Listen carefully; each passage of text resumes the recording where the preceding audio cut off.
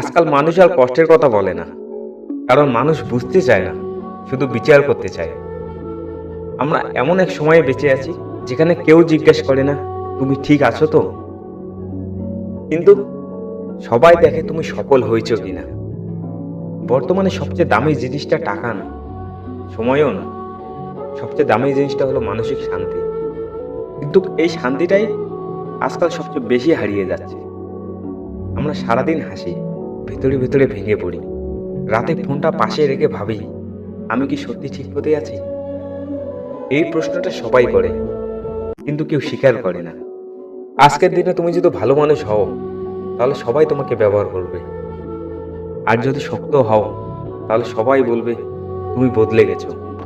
কিন্তু সত্যিটা হলো, বদলানো ছাড়া বাঁচার উপায় নেই। কারণ বর্তমান সময়ে দুর্বল মানুষকে অপেক্ষা করতে শেখায় না, চুপচাপ সরিয়ে দেয়। আমরা ভবিষ্যতে স্বপ্ন দেখি, কিন্তু বর্তমানটা ঠিকভাবে সামলাই না। আজ কষ্ট করছি এই ভেবে একদিন সব ঠিক হবে, কিন্তু কেউ বলে না ভবিষ্যৎ ঠিক হবে।